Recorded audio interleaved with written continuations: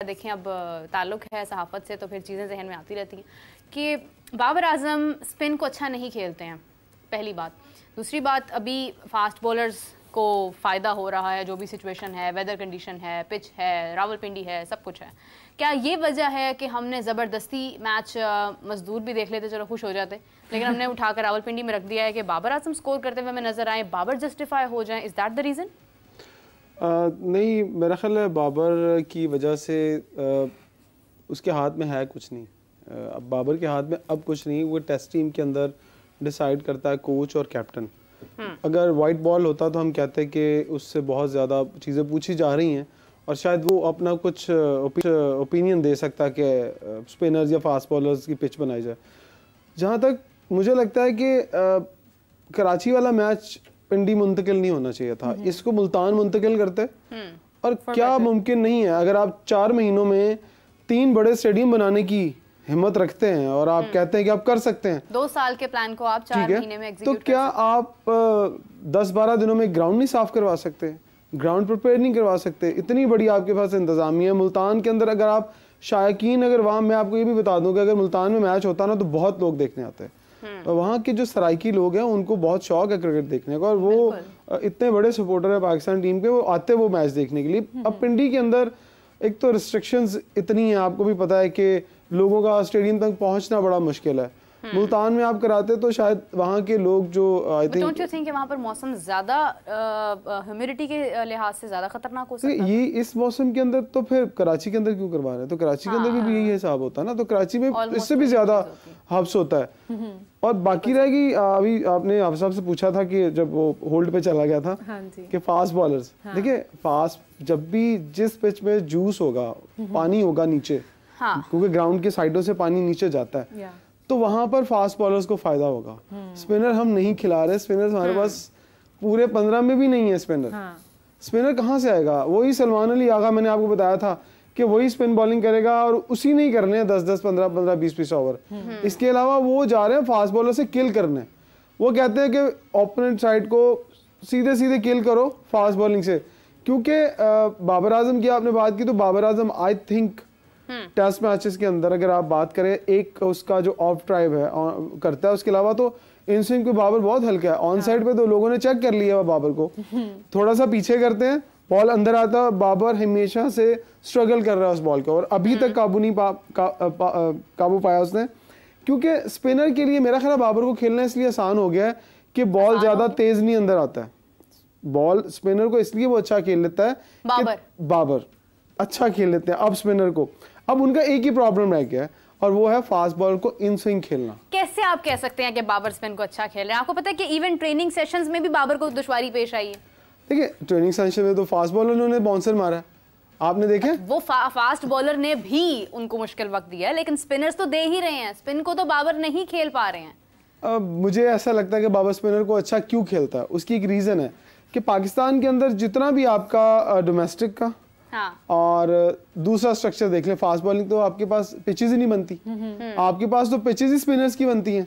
तो स्पिनर्स आपके पास आप खिलाते भी नहीं है इतने तगड़े स्पिनर्स, लेकिन जो आउट करते हैं 60-70 वो नेशनल टीम में नहीं आते। ओपोनेंट टीम के पास स्पिनर कैसा, आप ये देखें। नहीं, अगर पिचेस स्पिनर्स की नहीं बनती हैं तो वन एंड ओनली हमारा जो मेन स्पिनर था उसको हमने बाहर करके फास्ट बॉलर्स क्यों ऐड किए? फिर देखिए स्पिनर्स की मैं डोमेस्टिक की बात कर रहा हूँ। ओके, डोमेस्टिक के अंदर हम स्पिनर्स की पिचें बनाते हैं। हमारे लोग यही कहते हैं कि आप डोमेस्टिक स्ट्रक्चर के अंदर फास्ट बॉलर्स की पिचें बनाएं ताकि हमारे लोगों को, जो बैट्समैन है, इन्हें बाहर जाकर जब फास्ट बॉलिंग की पिचेस पर खेलते हैं तो खेलना आसान हो। यहाँ हम इमरान मेरे ख्याल में टॉस हो चुका है और बांग्लादेश ने बॉलिंग का फैसला किया है। मैंने कहा था जो टॉस जीतेगा वही बॉलिंग करेगा और वो क्यों कर रहे हैं, उसकी एक रीजन है कि आउटफील्ड बहुत स्लो है, बॉल ट्रेवल नहीं करेगा। और जो एडवांटेज है, क्योंकि फास्ट बॉलर का एडवांटेज, अगर फर्ज करें, अब आप इम्तिहान देख लीजिएगा, आज किसका इम्तिहान है? आज आपके साइम अयूब, उनका इम्तिहान है। कैप्टन इटसेल्फ उनका बहुत बड़ा इम्तिहान है, क्योंकि जितना फोकस हमने कर लिया। अच्छा, अगर मेरी जाती राय से पूछा जाए ना, तो इतने बड़े स्टैंडर्ड का शान मसूद प्लेयर नहीं है जितना बड़ा आपने उनको उठा के रखा है कि वो पाकिस्तानी कैप्टन भी हैं, आप रिलाय भी उनके ऊपर कर रहे हैं। बहुत सारी चीज़ें तो हाफिज साहब कह रहे हैं ना कि ब्रॉडकास्टर से ऊपर की कोई चीज़ है, तो शान साहब के पास भी पीसीबी से ऊपर की कोई चीज़ है। ये मैं खुले अल्फाज में आपको बता दूं कि बहुत तगड़ी। अच्छा, आपको किससे एक्सपेक्टेशंस हैं? कौन आज कह लें कि हमारे टेस्ट का रिकॉर्ड कायम करने वाला है? टेस्ट का रिकॉर्ड तो इन पिचेस पे तो नहीं कायम हो सकता, टू बी वेरी फ्रैंक के इन पिचेस के ऊपर, बैटिंग पिचेस के ऊपर बारिश का रिकॉर्ड कायम हो सकता है। मैं तो पहले कहा था कि मुकाबला बारिश का। मैच कितने घंटे तक चला जाएगा? देखिए आज का जो सेशन बचते हैं वो लंच के बाद आपके पास 1 घंटा बचेगा और फिर उसके बाद टी के बाद का जो आपके पास 2 घंटे बचते हैं वो सेशन 30 ओवर का वो होगा। ऑलमोस्ट 35-40 ओवर का आज सेशन मुझे लग रहा होगा, अगर फिर बारिश ना हुई और कंडीशन इस तरह से कि खेल जल्दी ख़त्म ना करना पड़ा तो।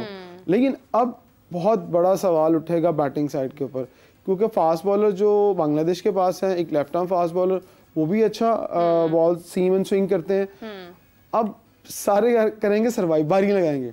मैं आज आपको बता दूं स्कोर कोई नहीं होने वाला, ऑस्ट्रेलियन स्टाइल से क्रिकेट नहीं खेली जाने वाली।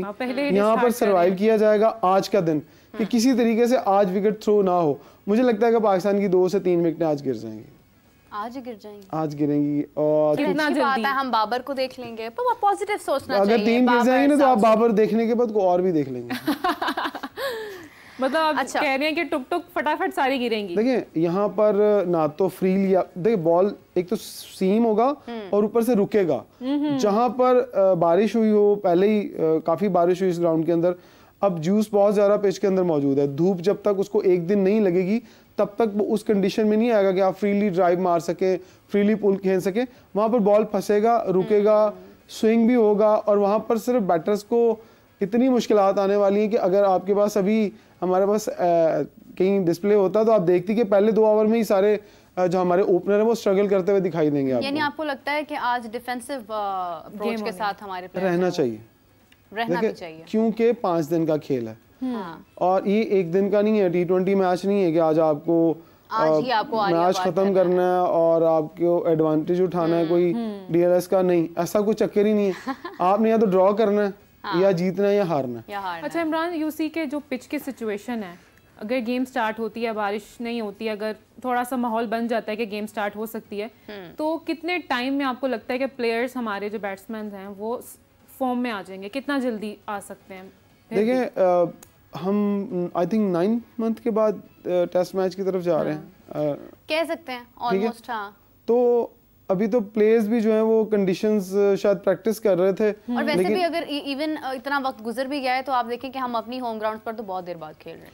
अपनी होम, बिल्कुल। देखें जो सिचुएशन है ना, हम लोग जहाँ भी टेस्ट क्रिकेट खेली है इससे पहले बड़ी इजी कंडीशन में खेली है। हालांकि पाकिस्तान में हमें कोई प्रॉब्लम नहीं होनी चाहिए थी कि हम अपने होम कंडीशन पे खेल रहे हैं, लेकिन वो होम कंडीशन हमारी रही ही नहीं।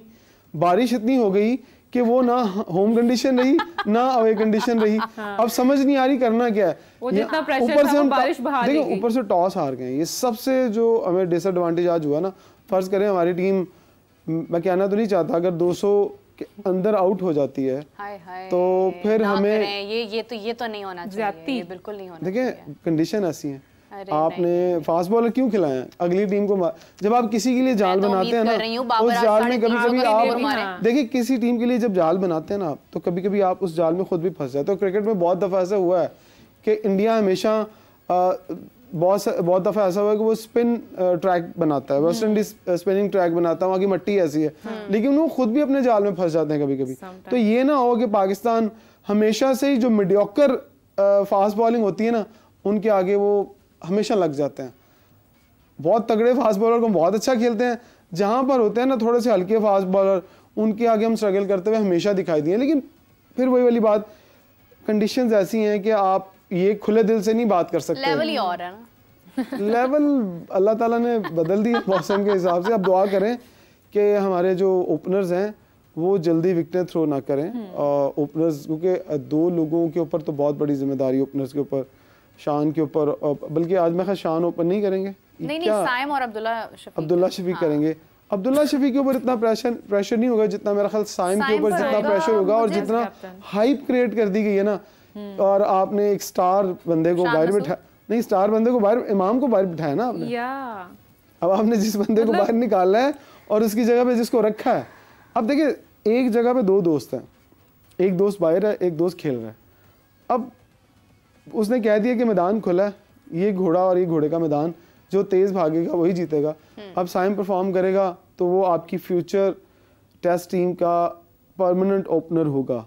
अगर वो परफॉर्म नहीं करेगा तो उसके पीछे इमाम बैठा है, इंतजार कर रहा है कि मेरी बारी आए और मैं फिर से कुछ करके दिखाऊं। वैसे जिस तरह के सडन चेंजेस हमारी क्रिकेट में होते हैं, आर वी एक्सपेक्टिंग कि अगर साइम पहले टेस्ट में नहीं कुछ कर पाते हैं तो हम सडनली कहें कि साइम जो हैं वो उनको हम जरा रेस्ट करवा रहे हैं? 2 टेस्ट तो खिलाएंगे उसको, यानी ये पूरा ये 2 टेस्ट मुझे लगता है खिलाने भी चाहिए।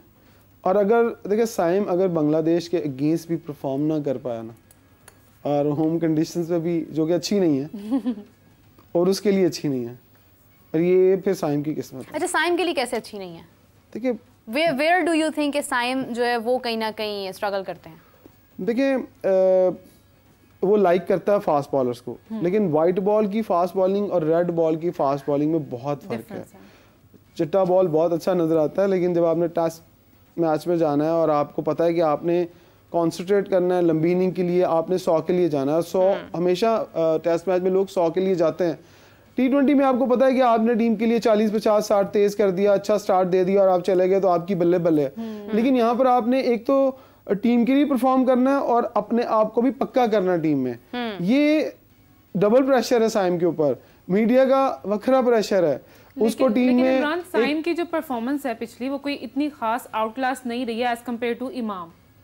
देखिए यानी यू वांना से एग्जैक्टली कि अब वो जो होप्स थी वो उतनी रही भी नहीं है लोगों की। इमाम को आउट करना आई थिंक इट्स नहीं, इमाम अगर आउट हुए हैं तो वो आई थिंक सो कि लोगों ने कहा कि क्योंकि बहुत ज़्यादा साइम के बारे में मीडिया में बात की जा रही थी कि बड़ा टैलेंट है और इसने डोमेस्टिक में रन्स भी किए हैं। आप ये जरा गौर करें कि उसने जो वो बहुत काबिल है, तो हम ही शोर में चाहते थे ना। इमरान बहुत काबिल है, Saim Ayub is a very talented guy, और मसला हमारा सिर्फ इतना है कि हम लोग बहुत जल्दी बहुत बड़ा बोझ डाल देते हैं क्रिकेटर को बनने से पहले ही हम उसका फ्यूचर दाव पर लगा देते हैं। अगर हम थोड़ा आराम से उसको लेकर चलें, हम सीनियर बने, ना कि हम या तो बहुत आउट ऑफ द वे चले जाते हैं या हम बिल्कुल ही एक तरफ कर देते हैं किसी प्लेयर को। This is the reason, otherwise we don't say कि Saim is not a good player, Saim कहीं पर कमज़ोर है। साइम ओवरऑल बहुत अच्छा प्लेयर है और उससे बहुत सारी एक्सपेक्टेशंस थी, लेकिन हमने बर्डन उस पर बहुत ज़्यादा डाल दिया। आप थी नहीं हैं, आपको भी हैं। देखिए अभी 2 मैच खेलने हैं उसने, हमें लगता है कि उसे परफॉर्म करना चाहिए, आपको एक अच्छा ओपनर मिलना चाहिए।